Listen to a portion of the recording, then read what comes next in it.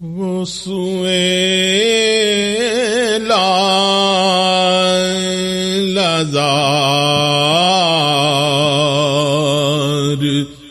پھر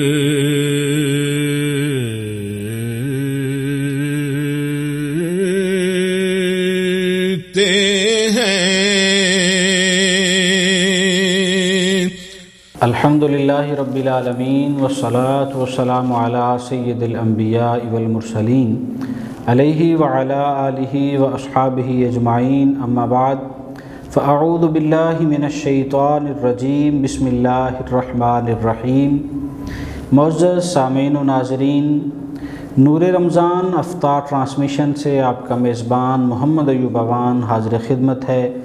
آپ جامعہ قادریہ رضویہ ٹرسٹ فیصل آباد کا یوٹیوب چینل دیکھ رہے ہیں۔ آج 2 مئی ہے، اتوار کا دن ہے اور 19 رمضان المبارک ہے۔ آج کے 19ویں رمضان المبارک کے پروگرام کا عنوان ہے اعتکاف کی فضیلت و اہمیت۔ اس حوالے سے آج ہم گفتگو کریں گے، اعتکاف کے مسائل جان سکیں گے، اعتکاف بیٹھنے کی فضیلت اور اہمیت جان سکیں گے، قرآن و سنت میں اس کے بارے میں کیا ارشادات ہوئے ہیں، کون اعتکاف بیٹھ سکتا ہے، کون اعتکاف نہیں بیٹھ سکتا، اعتکاف میں بیٹھنے پر کون کون سی عبادات پہ زیادہ توجہ دینی چاہیے، یہ کچھ باتیں آپ کے ساتھ ہم اپنی شیئر کریں گے۔ اس عنوان پر گفتگو کرنے کے لیے ہم نے آج اپنے جس معزز مہمان کو دعوت دی ہے وہ ہمارے فاضل دوست صاحبزادہ پیر سید نثار علی شاہ صاحب ہزاروی، گدی نشین ہیں آستانہ عالیہ توری شریف ایبٹ آباد، اور اس کے ساتھ ساتھ مدرس ہیں جامعہ قادریہ رضویہ ٹرسٹ فیصل آباد میں۔ آپ علوم اسلامیہ کے فاضل ہیں اور مہارت تامہ رکھتے ہیں خوبصورت گفتگو کرنے میں۔ شاہ صاحب السلام علیکم ورحمۃ اللہ وبرکاتہ، آپ کو خوش آمدید کہتے ہیں، ویلکم کرتے ہیں، اور آپ کا شکریہ کہ آپ ایک مرتبہ پھر ہمارے پروگرام میں تشریف لائے۔ آپ کے لیے ڈھیروں دعائیں اور بہت ساری محبتیں آپ کے نام کرتے ہوئے آپ اپنے پروگرام کا آغاز کرتے ہیں۔ جیسا کہ میں نے ابتدا میں عرض کی کہ آج ہم چونکہ ایک دن بعد پوری دنیا کے اندر مسلمانان اسلام اپنے رب کو منانے کے لیے مساجد میں اعتکاف کرنے جا رہے ہیں، تو ہم ایک دن پہلے اس عنوان کو اپنے سامعین کے لیے ڈسکس کریں تاکہ وہ دوست احباب جن کے پاس وقت ہے، جو بیٹھ سکتے ہیں، جو بیٹھنا چاہ رہے ہیں، ان کو مسائل سے آگاہی ہو سکے، ان کی رغبت بن سکے۔ تو آج کے 19ویں رمضان المبارک میں ہم نے اس پروگرام کو اپنے ناظرین کے لیے پیش کرنا ہے۔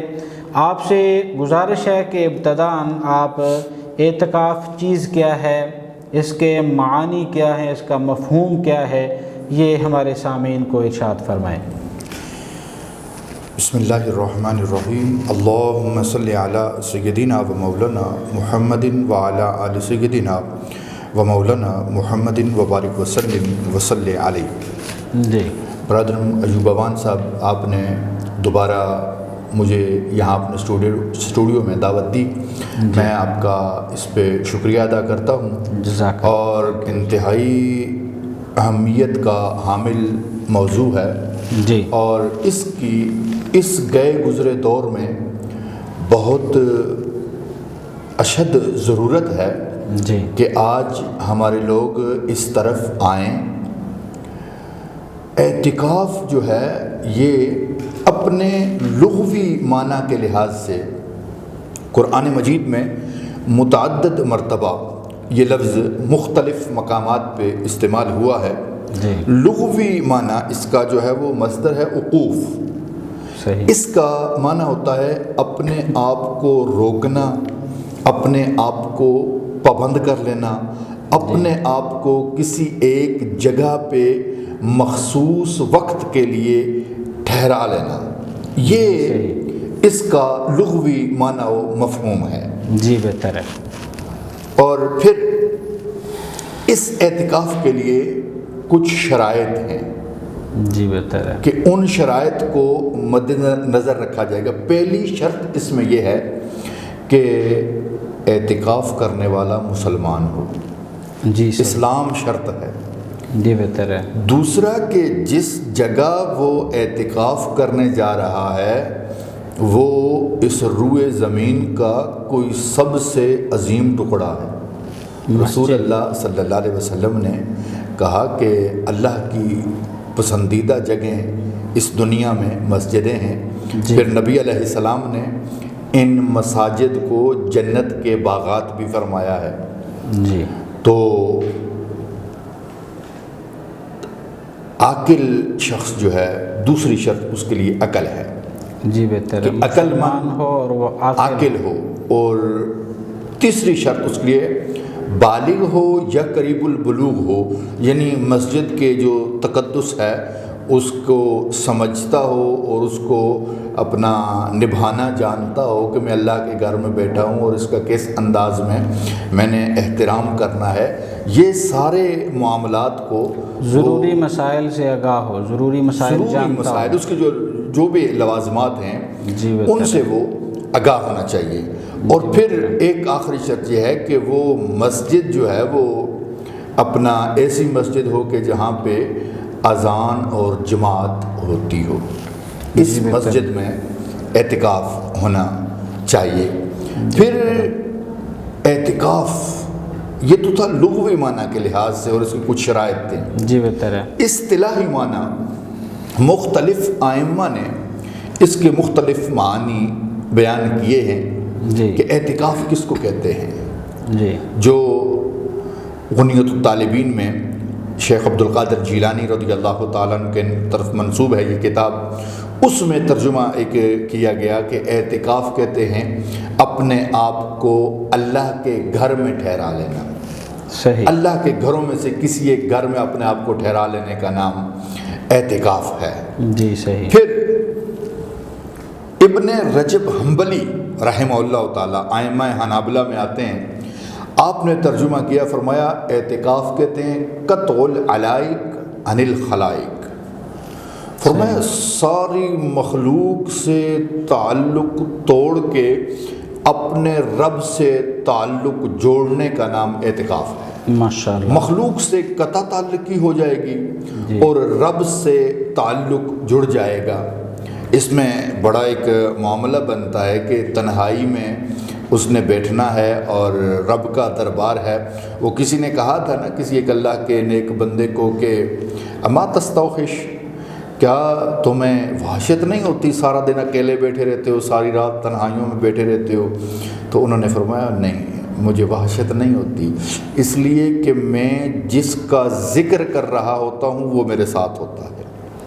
اللہ رب ذوالجلال کی طرف اشارہ کیا کہ اللہ رب ذوالجلال کا فرمان انا عند ظن عبدی، میں اپنے بندے کے گمان کے مطابق ہوتا ہوں.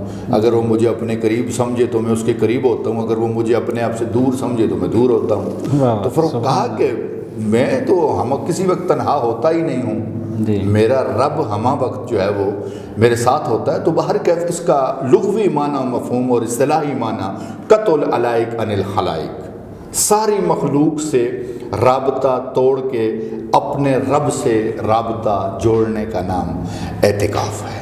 جی ماشاءاللہ.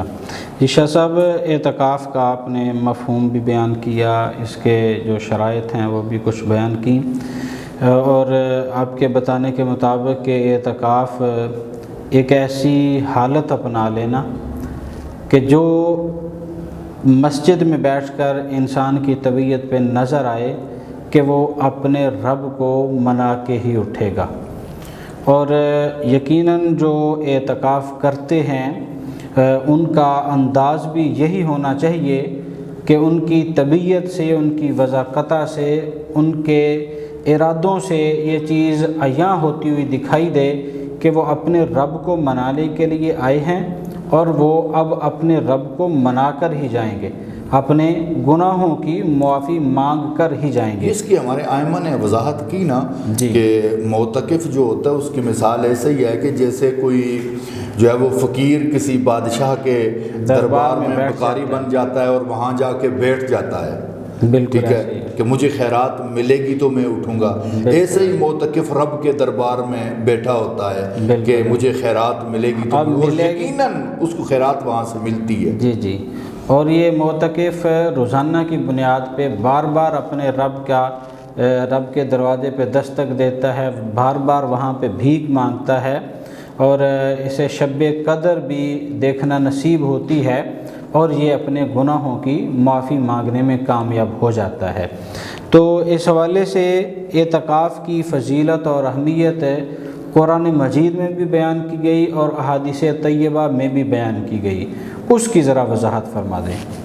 جی علامہ، اگر کہیں اور اس کی وضاحت، ویسے تو احادیث میں اس کی وضاحت ہے جی، لیکن نبی علیہ الصلاۃ والسلام کا عمل مبارک جو ہے وہ ہمارے لیے مشعل راہ ہے کہ نبی علیہ الصلاۃ والسلام کی زندگی میں جب سے رمضان شروع ہوا، ویسے تو 2 ہجری میں روزے فرض ہوئے، جی، اس وقت سے لے کر تا دم زیست نبی علیہ الصلاۃ والسلام نے اعتکاف فرمایا ہے، اور نبی علیہ السلام باقاعدہ طور پہ اعتکاف پہ بیٹھتے تھے۔ نبی علیہ السلام نے 20 دن کا اعتکاف بھی فرمایا ہے، پھر نبی علیہ السلام نے آخری 10 دن کا اعتکاف بھی فرمایا ہے، نبی علیہ السلام نے پورے مہینے کا اعتکاف بھی فرمایا ہے، اور پھر اس میں امہات المؤمنین کے بارے میں ہے کہ وہ بھی اپنا اعتکاف پہ بیٹھتی تھیں امہات المؤمنین۔ اور اسی طرح نبی علیہ الصلاۃ والسلام کے فرامین مبارکہ میں سے میں 2 عرض کیے دیتا ہوں کہ نبی علیہ الصلاۃ والسلام نے ارشاد فرمایا، اور حضرت سیدنا امام حسین رضی اللہ تعالیٰ عنہ وعلیہ السلام آپ راوی ہیں، آپ نے فرمایا کہ رسول اللہ صلی اللہ علیہ وسلم کا فرمان ہے، جو شخص جو ہے وہ اعتکاف پہ بیٹھتا ہے، جی، اللہ کے گھر کی نیت کر کے اعتکاف پہ آ گیا، وہ فرمایا اللہ رب ذوالجلال اس کو 2 حج اور 2 عمروں کا ثواب عطا فرما دے گا۔ سبحان اللہ، ماشاءاللہ۔ اب کتنا بڑا اجر و ثواب ہے 2 حج اور 2 عمرے۔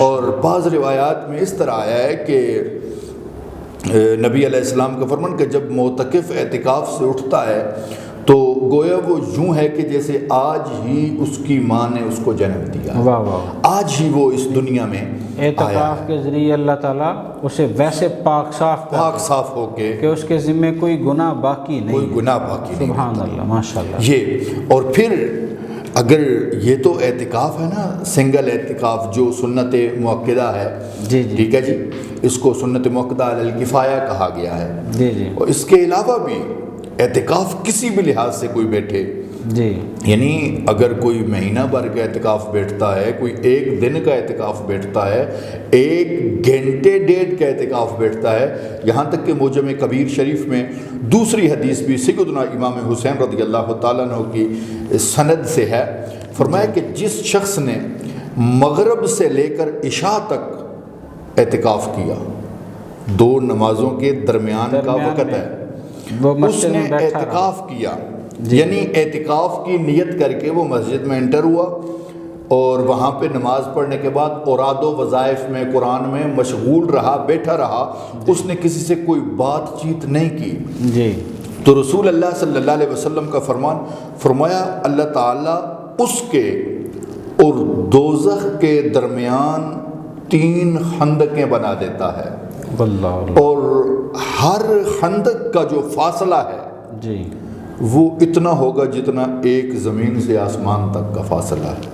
اللہ، یہ احادیث جو ہے یہ معتکف کی فضیلت میں بیان ہوئی، اور یہ سنت اعتکاف ہے، اعتکاف نفلی اعتکاف اس کو کہہ سکتے ہیں، اس کو نفلی کہیں گے، یہ جو مغرب تا عشاء اعتکاف وہ یہ نفلی ہے۔ جی جی۔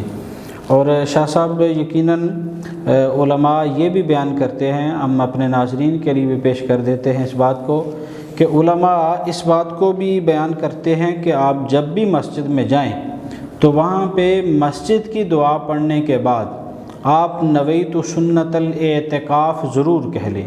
اگر آپ کو عربی میں نہیں آتا تو آپ اردو میں کہہ سکتے ہیں، اپنی کسی بھی مادری زبان میں کہہ سکتے ہیں کہ اے اللہ میں مسجد میں اعتکاف کی نیت کرتا ہوں۔ اگر آپ یہ چند جملے، یہ چند لفظ آپ بیان کر دیتے ہیں تو مسجد میں آپ کو جو سجدوں کا اجر ملنا ہے، جو رکوع و سجود کا اجر ملنا ہے، اس سے ہٹ کر اگر آپ مسجد میں فارغ بیٹھے رہے، آپ مسجد میں تسبیح و تحلیل کرتے رہے، یا کسی عذر کے سبب آپ لیٹ گئے، تو آپ کا ہر سانس، آپ کو ہر لمحے کے بدلے اللہ تعالیٰ اجر و ثواب دے گا، جو اجر و ثواب اللہ تعالیٰ اعتکاف کرنے والوں کو دیتا ہے۔ تو جب بھی مسجد میں داخل ہوں تو مسجد میں اللہم افتح لی ابواب رحمتک کہنے کے بعد نویت سنت الاعتکاف ضرور کہہ لیا کریں۔ یہاں پہ ہم ایک چھوٹی سی بریک لیں گے اور انہی مسائل کو دوبارہ آپ کی خدمت میں چھوٹے سے وقفے کے بعد حاضر کریں گے، ہمارے ساتھ رہیے۔ وسوء لازار پھر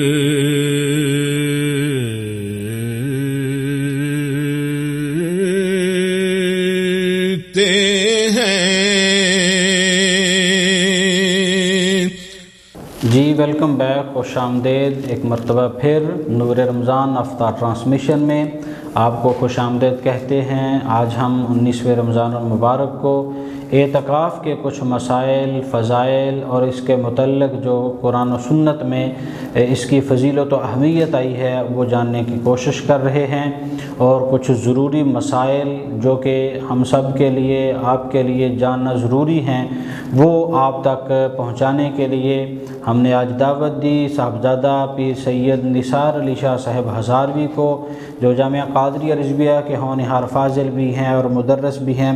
شاہ صاحب، اعتکاف کی شرائط آپ نے بیان کی، اس کے لوازمات کیا ہیں، اور بعد میں ہم کچھ مسائل آپ سے جاننا چاہیں گے۔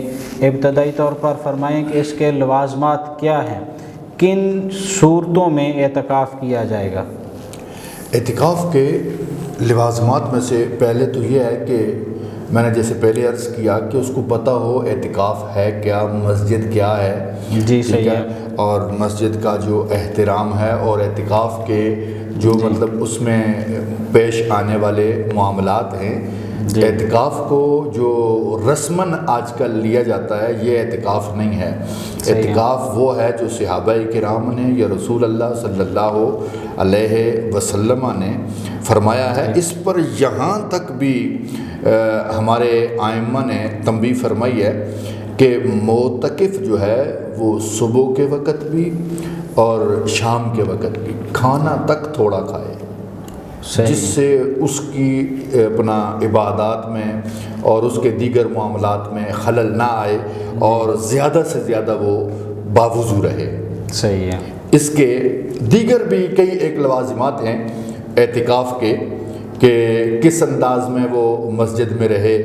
ایک ہے وہ مسجد کی بے ادبی میں اس کا رہنا، اس کا وہاں پہ سونے کا جو انداز ہے، بیٹھنے کا انداز ہے، جی اس سے کہیں مسجد کا تقدس تو پامال نہیں ہو رہا، یا اس کا بیٹھنے کا جو انداز ہے وہ متکبرانہ نہیں ہونا چاہیے، بلکہ فقیرانہ انداز میں اللہ کے دربار میں وہ بیٹھے۔ یا مسجد، میرا سوال ہے کہ وہ کون سی چیزیں جن سے اعتکاف فاسد ہو جاتا ہے، جن سے اعتکاف ٹوٹ جاتا ہے، وہ کون کون سی باتیں ہیں؟ ایک تو اعتکاف کے لیے جو پہلی شرائط تھیں وہ میں نے آپ کے سامنے رکھ دی ہیں۔ پھر اس میں ایک یہ بھی ہے کہ بغیر حاجت طبعی یا حاجت شرعی کہ شریعت جو ہے وہ اس بندے کو مسجد سے باہر جانے کی اجازت دے رہی ہے کہ اس معاملہ کے لیے بندہ مسجد سے باہر جا سکتا ہے۔ تو اگر وہ ان کے بغیر، یعنی حاجت طبعیہ اور حاجت شرعیہ کے بغیر اگر وہ ایک لمحے کے لیے بھی مسجد سے باہر نکلے گا تو اس کا اعتکاف ٹوٹ جائے گا۔ اور دوسرا، کسی وجہ سے وہ روزہ نہیں رکھتا یا اس نے اپنا روزہ توڑ دیا جی تو اس کا اعتکاف ٹوٹ جائے گا، فاسد ہو جائے گا اعتکاف اس کا۔ اسی روزے کے حوالے سے ایک مسئلہ یہ بھی بیان فرما دیں کہ عام سنا دیکھا یہ گیا ہے کہ لوگ یہ سوال کرتے ہیں کہ جس آدمی نے گزشتہ 20 دنوں کے، چونکہ 20 کے بعد اعتکاف پہ بیٹھتے ہیں اکثر، 20 والے دن شام کو بیٹھنا ہوتا ہے، اور اس سے جو پہلے 20 دن ہوتے ہیں، عوام الناس میں یہ مشہور ہے کہ اگر ان 20 دنوں کے روزے مکمل نہیں رکھے تو وہ اعتکاف نہیں بیٹھ سکتا، یہ مسئلہ کہاں تک درست ہے؟ دیکھیں جی، رمضان المبارک میں جہاں اللہ رب ذوالجلال کی اپنے بندوں پہ دیگر رحمتیں، برکات اور اس کی مہربانیاں ہیں، اور بندہ مختلف عبادات سے مسرور ہوتا ہے، جی، لطف اندوز ہوتا ہے، جی، ایسے ہی ان عبادات میں سے اعتکاف جو ہے یہ ایک عبادت ہے، جی صحیح، ٹھیک ہے، اور اس نے پہلے روزے نہیں رکھے، یہ بھی اللہ رب ذوالجلال کی، ہم یوں کہہ لیں گے کہ یہ بھی اللہ رب ذوالجلال کی اس بندے پہ کرم نوازی ہے کہ اس نے پہلے اگر کچھ روزے نہیں بھی رکھے تو وہ اللہ کے دربار میں آ گیا ہے، ٹھیک ہے جی۔ اعتکاف روزے کے ساتھ شرط ہے کہ جس دن وہ اعتکاف بیٹھ رہا ہے اس دن اس کا روزہ ہونا چاہیے، صحیح، یعنی وہ اگلے جو دن ہیں وہ اعتکاف جو ہے جب بھی بیٹھنا ہے اعتکاف اس کے لیے روزہ شرط ہے، پچھلے دنوں کی بات نہیں ہے۔ یہ ویسے غلط العوام کہہ لیں، غلط المشہور کہہ لیں کہ غلط بات مشہور ہو گئی ہے۔ کوئی بندہ اللہ رب ذوالجلال کی راہ کی طرف آ رہا ہے تو اس کو یہ نہیں کہنا چاہیے کہ اس کا اعتکاف ہی نہیں ہوگا کیونکہ اس نے پچھلے 2-4 روزے چھوڑ دیے ہیں۔ بھی ناظرین، آپ اس بات کو یوں بھی سمجھ سکتے ہیں کہ روزے کا چھوڑنا وہ کسی بھی صورت جائز نہیں ہے پورے رمضان المبارک میں، لیکن اعتکاف کے لیے گزشتہ 20 دنوں کے روزوں کا رکھنا شرط بھی نہیں ہے۔ اگر گزشتہ کسی عذر کے سبب کوئی روزہ رہ گیا ہو تو وہ اس کے لیے وہ اعتکاف کے معنی نہیں ہے۔ اعتکاف وہ آدمی بیٹھ سکتا ہے، البتہ دوران اعتکاف روزہ چھوڑنے کی اجازت نہیں ہے، اور اگر کسی عذر کے سبب اس نے روزہ چھوڑ دیا تو اس کا اعتکاف فاسد ہو جائے گا۔ جی شاہ صاحب، اس میں آپ مزید وضاحت یہ فرما دیں کہ مسجد کے کون کون سے حصے میں معتکف آ جا سکتا ہے اور مسجد کے کون سے حصے میں نہیں جا سکتا، جیسا کہ وضو خانے والا حصہ، واش روم والا حصہ، مسجد کا کچھ صحن، یا بعض مساجد جن میں باغیچے لگے ہوتے ہیں، یا مسجد کی چھت پہ چلے جانا، یا مسجد کے ساتھ امام صاحب کا حجرہ موجود ہوتا ہے اس حجرے میں چلے جانا، یہ کون سے حصوں میں معتکف جا سکتا ہے، مسجد کے کون سے حصوں میں نہیں جا سکتا۔ بس اوقات مسجد میں پانی موجود نہیں ہے تو اسے ہمسائے میں جا کر وضو کرنا پڑ سکتا ہے، یا اس سے علاوہ ہمسائے میں موجود نہیں تو اسے گھر جانا پڑ سکتا ہے۔ اس کا کھانا لانے والا کوئی آدمی موجود نہیں ہے، وہ گھر سے کھانا لا سکتا ہے نہیں لا سکتا۔ یہ چھوٹے چھوٹے مسائل ذرا ان کی وضاحت فرما دیں۔ یہ تو جو آپ مسائل بیان فرما رہے ہیں کہ مسجد جو ہے، مسجد ایک ہوتا ہے فنائے مسجد، جی، اور ایک ہوتا ہے اندرون مسجد۔ یہ جو باغیچہ ہو گیا یا وضو خانہ وغیرہ ہو گیا، یہ فنائے مسجد میں آتے ہیں۔ یہ مسجد فقہی مسجد اس جگہ کو کہتے ہیں جہاں سے جوتے اتار کے اندر انٹر ہوتے ہیں، جہاں وہ جو سجدہ گاہ ہوتی ہے، سجدہ گاہ ہوتی ہے، جو سجدہ گاہ جہاں پہ نماز پڑھی جاتی ہے، جی بالکل ٹھیک ہے، اس کو فقہی مسجد کہتے ہیں۔ جی ٹھیک ہے، معتکف اگر تو مطلب اس نے وضو کرنا ہے، جی ٹھیک ہے، تو پھر تو وہ وہاں جا سکتا ہے۔ اس نے وضو جو کرنا ہے اس کو شریعت اجازت دے رہی ہے، حاجت طبی ہے اس کی یا حاجت شرعی ہے، قضاء حاجت کے لیے اس نے باہر نکلنا ہے، جی، تو یہ تو اس کی طبیعت کے تقاضے ہیں اور شریعت نے اس کے علاوہ جی، وہ نہیں جا سکتا باہر۔ ہاں، دوسری صورت آپ نے یہ بات کہی کہ اس کے لیے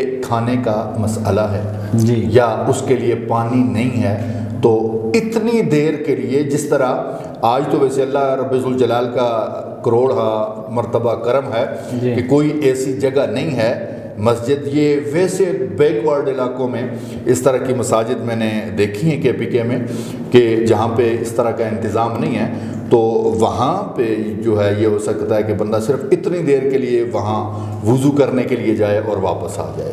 جہاں مسجد کے ساتھ اٹیچ غسل خانے وغیرہ، واش روم وغیرہ، وضو خانہ وغیرہ نہیں ہے تو لوگ آگے جا کے وضو کر کے واپس آ جاتے ہیں، یا وہاں پہ جو کھلے کھلیان میدان ہوتے ہیں۔ امام صاحب کے حجرے کا بھی بیان فرماتے ہیں۔ ہاں، تو امام صاحب کا حجرہ، میں ٹھیک ہے ہم جی، آ امام جا صاحب کا سکتے حجرہ ہیں۔ فنائے مسجد میں آتا ہے، وہ بقائے مسجد، اندرون مسجد میں وہ نہیں آتا، تو لہٰذا اگر وہ شخص اس طرف نکلتا ہے حجرے کی طرف تو اس سے بھی اس کا اعتکاف فاسد ہو جائے گا۔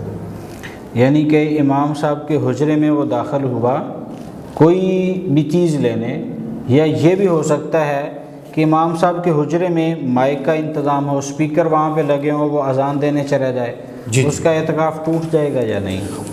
ہمارے ہاں مسئلہ یہ ہے کہ لوگ اعتکاف پہلے بیٹھتے ہیں اور مسائل جو ہے وہ جو پیش آنے والے ہوتے ہیں وہ جب مسئلہ بن جاتا ہے تو پھر وہ لوگ جو ہے وہ مسائل ہم سے پوچھتے ہیں کہ یہ مسئلہ بن گیا ہے، اب کیا اس سے میرا اعتکاف باقی ہے یا باقی نہیں ہے، کیا میرا اعتکاف ٹوٹ گیا ہے یا میرا اعتکاف نہیں ٹوٹا، میں نے کیا کرنا ہے۔ حالانکہ اللہ رب الجلال کا اس پہ کرم ہے کہ، اور میں اس پہ آپ کا بھی شکریہ ادا کرتا ہوں کہ آپ نے پہلے ان مسائل کو ڈسکس کیا، اور ہمارے ناظرین کے لیے یہ مسائل وہ پہلے سماعت کر لیں گے کہ کہاں تک جانا ہے۔ وہ اذان دینا امام کی ذمہ داری ہے، یا جو حجرے میں وہاں مؤذن ہے اس کی ذمہ داری ہے، معتکف کی ذمہ داری نہیں ہے۔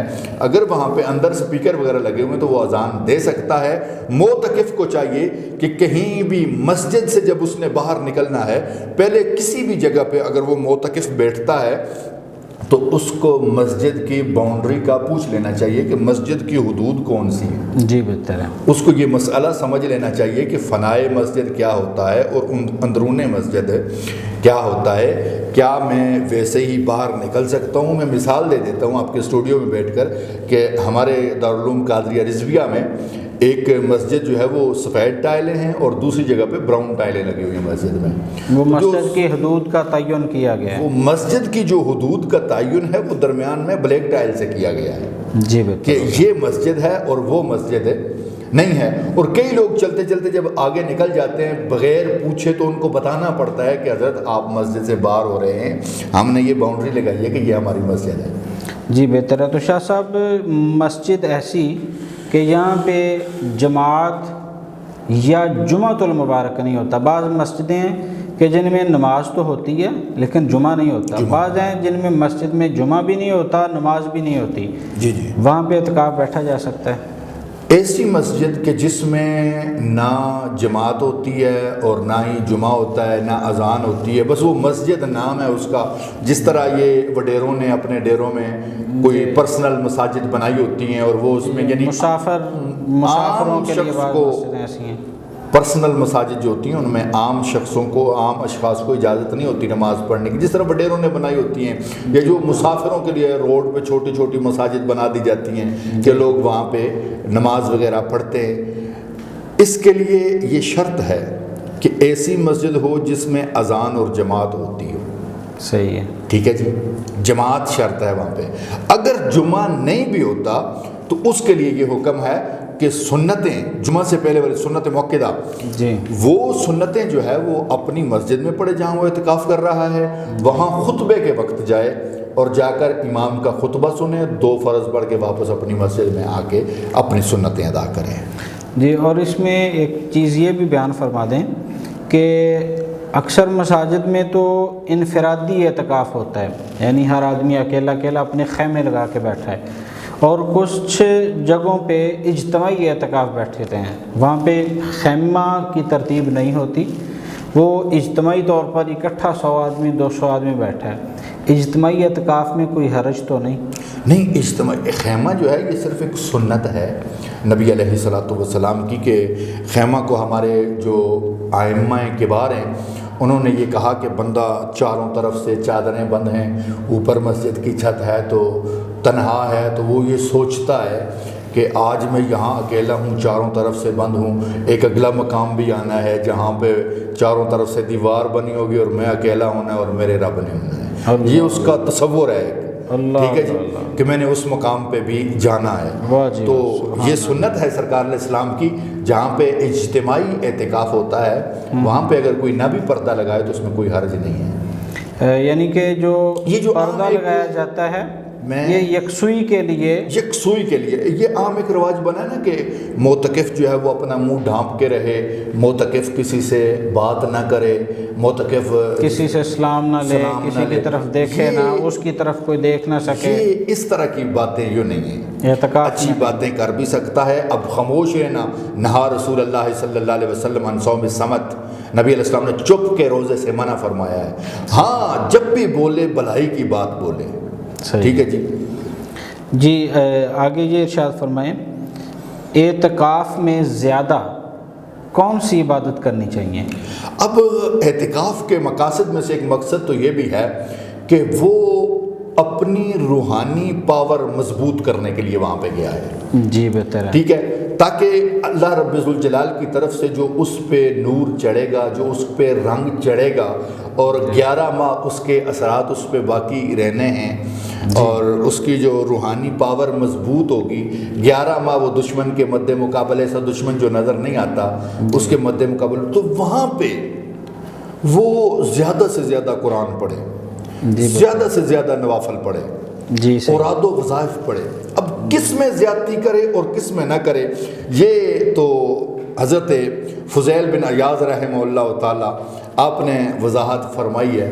آپ نے کہا کہ جو بندہ اللہ تعالیٰ سے زیادہ محبت کرتا ہے نا، آپ نے اس کی 3 نشانیاں بیان فرمائی ہیں۔ صحیح ہے، ماشاءاللہ۔ آپ نے فرمایا پہلی نشانی اس کی یہ ہے، جب بھی دیکھو گے وہ کبھی رکوع کر رہا ہوگا، کبھی سجدہ کر رہا ہوگا۔ ماشاءاللہ۔ دوسری نشانی آپ نے بیان فرمائی، فرمایا جو اللہ سے محبت کرتا ہے نا، ہم وقت اس کی زبان سے اللہ کا ذکر جاری رہتا ہے۔ واہ جی واہ، واہ جی واہ، سبحان اللہ۔ تیسرا آپ نے ارشاد فرمایا کہ جب وہ سجدے اور رکوع کر کر کے تھک گیا، اب وہ زبان کی طرف آیا، پھر ذکر کرتے کرتے زبان بھی عاجز آ گئی، تھک گیا، پھر تیسرا ہے وہ غور و فکر کرتا ہے اللہ رب ذوالجلال کی قدرتوں میں، غور و فکر اور تدبر کرتا ہے۔ یہاں پہ معتکفین جو ہے ہمارے، ان کے لیے جو ہے پہلے تو یہ ہوتا تھا کہ لوگ پوچھتے تھے کہ آپ جو 10 دن اعتکاف بیٹھے رہے ہیں، آپ نے 10 دنوں میں کتنے نوافل پڑھے ہیں، آپ نے 10 دنوں میں کتنے قرآن ختم کیے ہیں، آپ نے 10 دنوں میں، کوئی شخص، میں نے یہاں تک بھی سنا کہ کوئی شخص کہہ رہا ہے میں نے 1 لاکھ مرتبہ درود شریف پڑھا 10 دنوں میں، کوئی کہتا ہے میں نے 1.5 لاکھ مرتبہ درود شریف پڑھا، کوئی کہتا ہے میں نے 10 دنوں میں 5 قرآن پاک ختم کیے، کوئی کہہ رہا ہے میں نے 6 کیے، کوئی کہہ رہا ہے میں نے 4 کیے، کوئی یہ کہہ رہا ہے کہ میں نے 10 دنوں میں 1000 نوافل پڑھے ہیں، کوئی کہہ رہا ہے میں نے 10 دنوں میں 500 نفل پڑھے ہیں۔ تو یہ مختلف عبادتیں ہیں، جس کی طرف ذوق بنتا جائے اپنے رب کو منانے کے لیے جہاں تک وہ کوشش کر سکتا ہے وہ کرے۔ ماشاءاللہ، بہت خوبصورت فرمایا کہ معتکف کا مقصد صرف یہ ہے کہ اس نے اپنے رب کو راضی کرنا ہے، اپنے رب کو منانا ہے، اور اس کی طبیعت کے اندر جو بھی ذوق بنے، وہ درود پاک کا ہو، وہ ذکر پاک کا ہو، وہ تلاوت قرآن کا ہو، وہ نوافل کا ہو، وہ فرائض کی ادائیگی کا ہو، یا وہ رب کے ہاں قیام کرنے کا ہو، یا طویل سجدے کرنے کا ہو، جس میں انسان کا ذوق بنے، یا جس میں انسان یہ محسوس کرے کہ یہ ادا اگر میں اپناؤں گا تو یہ میرے رب کو زیادہ پسند آئے گی، ایسی ادائیں اپنانا کہ جس سے رب راضی ہو جائے، وہ کسی بھی شکل میں ہو سکتی ہے۔ تو ہم آگے گفتگو کا سلسلہ بڑھاتے ہیں۔ شاہ صاحب، عورتوں کا اعتکاف بیٹھنا کیسا ہے؟ وہ بیٹھ سکتی ہیں؟ اگر بیٹھیں گی تو کہاں بیٹھیں گی؟ ان کے کچھ ضروری مسائل۔ پہلا یہ ہے کہ عورت کا مسجد میں اعتکاف کرنا، ٹھیک ہے جی۔ ہم دیکھ لیں کہ جو اسلام عورت کو مسجد میں نماز پڑھنے کی اجازت نہیں دیتا، یعنی نماز پڑھنے کے لیے جو ہوتا ہے وہ مخصوص ٹائم ہوتا ہے 10-15 منٹ کے لیے، مطلب مسجد میں آ کے اپنی نماز ادا کر کے واپس چلا جاتا ہے۔ تو جو اسلام عورت کو 10 منٹ کے لیے مسجد میں انٹر نہیں ہونے دیتا، وہ 10 دن بیٹھنے کی اجازت بھی اس کو نہیں دے گا۔ جی بالکل۔ شروع دور میں امہات المؤمنین نے جو اعتکاف فرمائے گئے نبی علیہ السلام کے ساتھ، اس کے بعد جو ہے وہ عورتوں کا مسجد میں جانا وہ منع کر دیا گیا تھا۔ باقاعدہ طور پہ جب نبی علیہ السلام کے لیے خیمہ مبارک بنایا گیا تو اس کے ساتھ امہات المؤمنین رضی اللہ تعالی عنہن، انہوں نے بھی اپنے وہاں پہ خیمے لگوا لیے تھے۔ تو رسول اللہ صلی اللہ علیہ وسلم نے دیکھ کے ناراضگی کا اظہار فرمایا، اور اس سال آپ نے اعتکاف نہیں کیا، بعد میں آئندہ سال آپ نے 20 دنوں کا پھر اعتکاف فرمایا تھا، اس سال آپ نے اعتکاف نہیں کیا۔ تو یعنی عورت کے لیے اعتکاف کیا ہے؟ عورت اپنے گھر میں جو مخصوص جگہ ہوتی ہے نماز پڑھنے کی، وہاں پہ عورت اعتکاف بیٹھ جائے۔ اگر اس نے اعتکاف بیٹھنا ہے تو اپنے گھر کے اندر اعتکاف پہ بیٹھے۔ جی بہتر ہے جی۔ آخری ہم مسئلہ آپ سے عرض کریں گے، اعتکاف میں بیٹھ کر موبائل فون کا استعمال، اخبار پڑھنا، دنیاوی کتب پڑھنا، دنیاوی مسائل پہ بات کرنا، آپس میں سیاست یا دیگر چیزیں ڈسکس کرنا، اس سے اعتکاف ٹوٹ جاتا ہے یا نہیں؟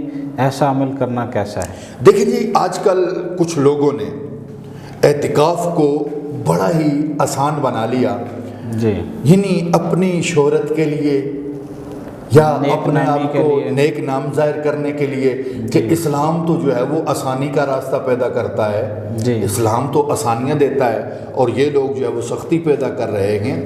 صحیح۔ اسلام 14 صدیاں پہلے جو صحابہ والا اسلام تھا نا، وہی اسلام آج بھی رہے گا۔ جی، ٹھیک ہے جی، اور اسلام تبھی اپنے ہم پہ اثرات مرتب کرے گا جب ہم صحابہ والا اسلام تسلیم کریں گے۔ قرآن نے کہا فَإِنْ آمِنُوا بِمِثْلِ مَا آمَنْتُمْ بِهِ فَقَدْ اهْتَدَوْا، لوگوں کے لیے پہلے پارے میں قرآن نے شرط لگائی ہے کہ اگر تم ایمان لانا چاہتے ہو نا، صحابہ والا ایمان لے آؤ، تم ہدایت پا جاؤ گے۔ ماشاءاللہ، جو رسول اللہ صلی اللہ علیہ وسلم نے صحابہ کو نقوش دیے ہیں۔ جی جی، تو آج کے دور میں موبائل مسجدوں میں لے جانا، وہاں پہ ان پہ ریڈیو سن لینا، خبریں سن لینا، یا ان پہ خبریں پڑھ لینا، یا سوشل میڈیا کا وہاں پہ استعمال کرنا، کیوں جی میں بور ہو رہا تھا، میرا وقت نہیں گزرتا اس کے بغیر۔ تو حالانکہ میں نے جب اعتکاف کی تعریف کی ہے، علامہ ابن حجر حنبلی رحمہ اللہ تعالیٰ، آپ نے فرمایا قطع العلائق عن الخلائق، مخلوق سے قطع تعلقی کر کے اپنے خالق سے تعلق جوڑنا ہے، تاکہ بندہ جب بھی کسی بھی وقت اپنے خالق سے رابطہ کرے تو اس کو اتنا یقین تو ہو میرے رب سے میرا بڑا تعلق ہے، وہ بڑا کریم ہے، میں جب بھی رابطہ کرتا ہوں، اور اس تعلق کے بعد اسے کسی دنیاوی تعلق کی ضرورت باقی نہ رہے۔ اب یہاں پہ مختلف مساجد میں مختلف ٹیونز بجتی ہیں، وہاں پہ نبی علیہ السلام نے تو یہاں تک فرما دیا اپنے قافلے والوں کے لیے، فرمایا کہ جس کے اونٹ کی گھنٹی بجتی ہے نا، وہ میرے قافلے میں نہ آئے۔ اللہ، یہاں تک نبی علیہ السلام کا فرمان موجود ہے کہ جس کے اونٹ کی گھنٹی میرے قافلے میں بجے، وہ میرے قافلے کے ساتھ نہ آئے۔ تو مساجد میں اس طرح کی ٹیونز چلانا یا اس طرح کا کہنا کہ میں بور ہو رہا ہوں، حالانکہ قرآن پڑھتے ہوئے بندہ بور نہیں ہوتا، جی جی، نوافل پڑھتے ہوئے بندہ تھکتا نہیں ہے۔